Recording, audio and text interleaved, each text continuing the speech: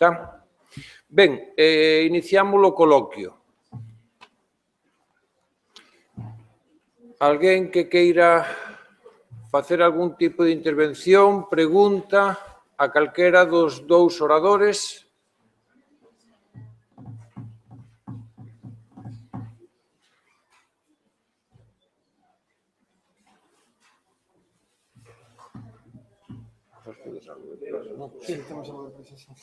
A ver, Manuel.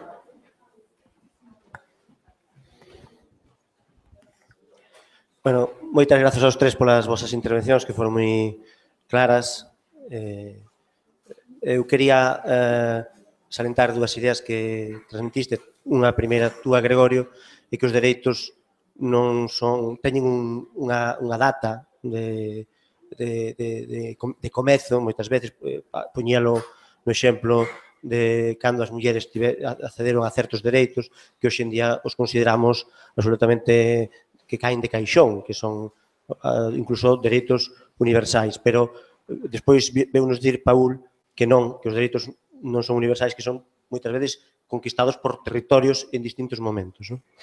E, bueno, gústame esa perspectiva que relativiza un pouco esas universais, esas ideas que pensamos que todo o mundo ten que conseguir ao mesmo tempo, e, bueno, a realidade dos feitos é que non é así.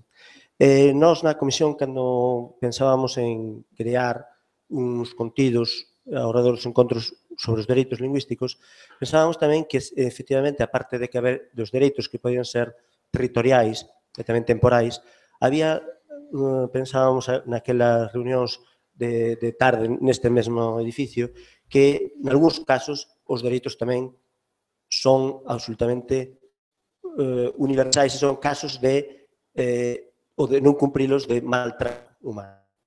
Estou pensando nas persoas que, despois dunha enfermidade, que ten un proceso, por exemplo, dun ictus, que son reeducadas nun idioma que non é o seu. Nun momento onde non se poden defender. Xa non é unha cuestión de capricho, como decías ti antes, Paul, que nós temos tamén dereito a ter un capricho lingüístico. Queremos que se nos atenda na nosa lingua. Pero hai persoas que se está reeducando nunha lingua que non tiña previa a súa enfermidade ausente. Entón, por un lado, é certo que, como ti dicías, os dereitos vanse conquistando para o que é algo inaudito pensar nunha idea, cando para un catalán xa lle quedou atrás. Hai un universal que é o maltrato ao individuo, por non tratalo en certas circunstancias como un individuo que ten unha lingua de seu e que nese momento non se pode nin defender nin reclamar os seus dereitos. Solamente iso. Sí, el problema de los derechos lingüísticos es lo que he comentado, que es una disciplina muy nueva, además que no ha venido del derecho, ha venido de otras disciplinas. O sea, la concepción de derechos universales, estamos a los años 60, años 70, pues tú ves con Macanga, Robert Phillipson, que no era gente que venía del derecho. O sea, no es que después del derecho, entonces, los derechos universales, ¿no? Las características de derechos universales, inalienables, inherentes a la persona, o cuando hablamos de la evolución que han tenido los derechos humanos, ¿no? De la primera generación, ¿no? Pues los derechos civiles y políticos, segunda generación, económicos y culturales, tercera generación. Claro, los derechos lingüísticos, ¿dónde quedan? Claro, que siempre han quedado al margen y resulta un tanto, bueno, extraño que haya sido de otras disciplinas que no sean justo las del derecho, las que hayan reivindicado, claro, porque ahí siempre ha habido dos tendencias, ¿no? Una, bueno, los que, entre comillas, reivindicábamos los derechos lingüísticos como derechos subjetivos y otra que decía los otros derechos fundamentales y démosles una visión lingüística. Es decir, cuando hablamos de libertad de información, cuando hablamos de tutela judicial efectiva, cuando hablamos de cuál derecho, vale, cuál es la visión lingüística de ese derecho. Pero eso tampoco funcionó. O sea, la vía corriente, eso sobre todo era más lo que hacía la gente propia del derecho, la que decía, no hablemos de derechos lingüísticos como derechos subjetivos, no, hablemos de otros derechos y de su particularidad lingüística. Bueno, lo que está claro es que en cualquier derecho los derechos se conquistan. O sea, He puesto un ejemplo, dos. En el caso del euskera, por ejemplo, cuando tenemos en Navarra, según en dónde vives, se te reconocen los derechos lingüísticos o no. Pero claro, el euskera es oficial en una parte del territorio, entonces, claro, es una lucha de no, a ver. Evidentemente, hoy día seguramente no, pero en no sé qué país, porque a una mujer no se le reconoce el derecho a votar, ¿quiere decir que esa persona, como persona, no tiene derecho a votar? No. Pero si la ley no lo reconoce, ya. La ley te puede reconocer o no. Pero si hablamos de derechos fundamentales, con las características que tienen los derechos fundamentales, entonces, bueno, pues la ley es la que está mal, entre comillas. Claro, y por eso tienes que conquistar. Eso ha pasado con otros derechos. O sea, se han conquistado, siempre ha ido la sociedad civil por delante, y luego al final, una vez que se conquistan el reconocimiento, ya es la segunda fase, que es un poco lo que comentaban cuando ha comentado Rosario, un poco el eje de las jornadas, ¿no? Primero es el reconocimiento, pero luego viene el segundo paso y, vale, ¿y qué medidas vamos a tomar para que se garanticen? Yo me acuerdo, hay un filósofo catalán que siempre decía el arco de los derechos, ¿no? Y decía que cada derecho tiene que tener en un arco imaginario al otro lado una medida para que se garantice ese derecho. Y si no tiene, entonces el derecho es una homilía. A mí me gustaba esa frase, ¿no? Derecho, arco, en otra parte del arco, una medida. Y claro, yo vuelvo a lo mío, el protocolo justamente era un poco crear esa otra parte del acto. Teníamos ya reconocidos los derechos en la declaración, pues en ese arco imaginario vamos a poner en la otra parte del arco las medidas para que el reconocimiento de derechos no se quede en una pura humildad. Ben, simplemente por alusións, dous matices de 30 segundos, de 10 segundos. O primeiro deles é que os dereitos universais veñen da Revolución Francesa, e, se se me apura, xa un século antes dos libertinos ingleses. Por lo tanto, non estamos inventando nada novo. En segundo lugar, o que dixeches que había contradición entre o que dixo ele ou non. Eu falei precisamente de expropiación do monopolio das ideas. Cando falamos hoxe de que en determinados lugares do mundo, a maioría do mundo, as mulleres non teñen dereitos, non é porque non sexan mulleres esas persoas, é simplemente porque hai un monopolio do pensamento e das ideas que di nesa sociedade que asumen as propias mulleres que elas non son iguais aos homes. Entón, cando falamos de expropiación dese monopolio, estamos falando precisamente do que estás falando ti. Estamos pouco a pouco rabuñando parcelas que fan pouco a pouco modificar ese monopolio e cambiar, polo tanto, a concepción ou a cosmovisión ou a concepción dunha sociedade determinada. E iso entra, evidentemente, o dos dereitos lingüísticos. Desafortunadamente, aínda non chegamos ao punto que noutros ámbitos sí que se deron, como no caso da muller, evidentemente. Pero eu non atopo contradición de ningún tipo.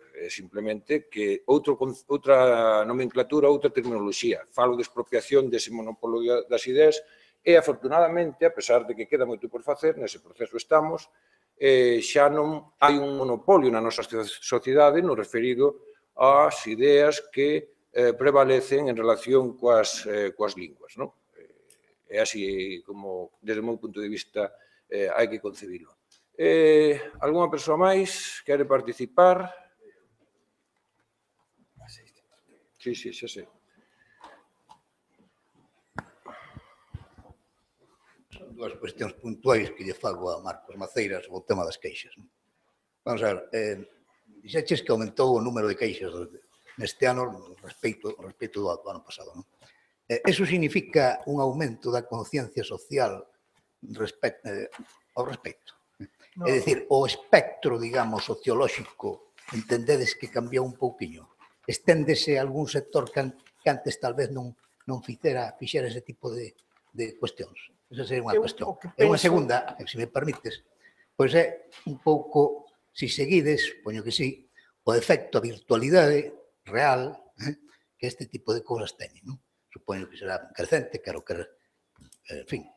desexo pensar que esa virtualidade, o valor que esas queixas teñan, pero me gustaría que de alguma maneira, se tendes algún traballo estatístico sobre este tipo de cousas e tal, pois puderas completalo un poquinho máis, nada máis. Gracias.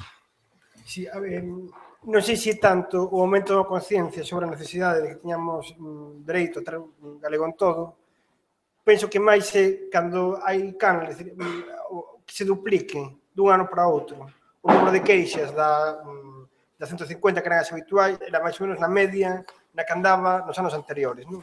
E que se duplique, penso que ten máis que ver con que a xente coñece máis medios ou ten máis facilidade de medios para se queixar, non? E iso estende máis ou axuda a que haxa máis xente que se queixe máis, simplemente.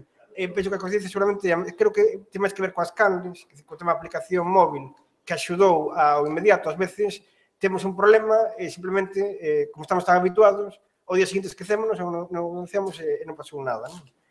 Sí que creo que a nivel social existe máis xente que máis comprometida co idioma.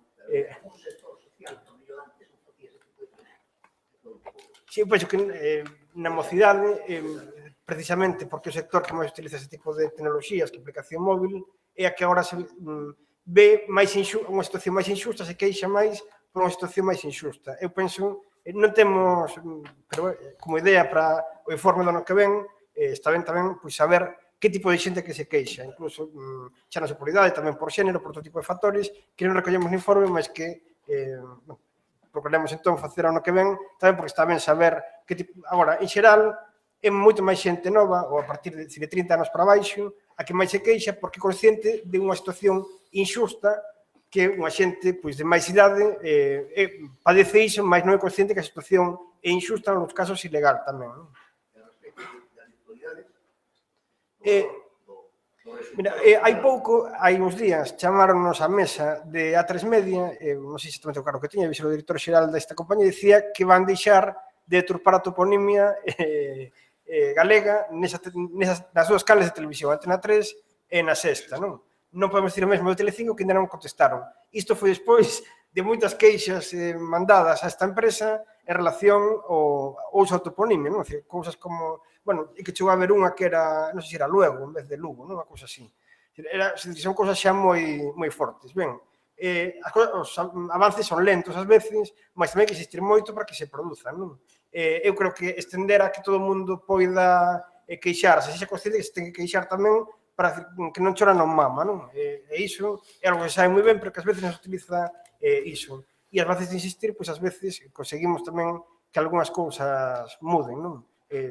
Pois, noutros casos, pois son erros, simplemente se corrixen, non o hai, pero penso que pouco a pouco, polo menos, creando conciencia que un grande sector social, que ás veces non nos valoramos o suficiente e queremos que muden as cousas, só ver en Twitter ou nas redes sociais algún caso de denuncias que temos feito pública desde a mesa, a repercusión que teñen entre xente que ás veces ni siquiera fala galego habitualmente, mas ten consciente de que esas situacións son injustas, non? O caso que se anunciou a través da liña do galego recente da rapaza que non lle deixaban, que do xulgado dicían, a xuíza dicía que rei e rei non son o mesmo apelido se un é con grego e outro con latino, non?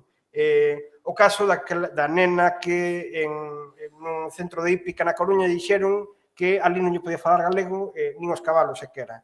O galego non vale nin para falar coas vacas, nin cos cabalos tampouco, polo menos en Arteixo, non? Ou o caso de Belén de Táxines, que actualmente cantante de Luarna Lubre, que tivo un problema de represión por ensinar música en galego a nenos e nenas de 3 anos, non? Xa non por utilizar o galego habitualmente nas aulas, sino por ensinar música en galego. Bueno, pois este tipo de cousas, iso provocou máis que certos pais retirasen os nenos e nenas desa escola infantil, non? Por lo menos algo nos mudando, lento, ás veces moi conflictivo, mas hai que tamén apostar por esa vía, como as outras. Ben, damos por rematada porque, como xa dixo Paul antes, teñen unha xenda moi apretada, teñen os dous agora, creo que 2 compromisos. Non, mas presidente do Parlamento. Sí, por eso. Entón, temos que dar por rematada a sesión. Moitas grazas e, bueno, agardámonos para as sesións posteriores. Bueno, pues,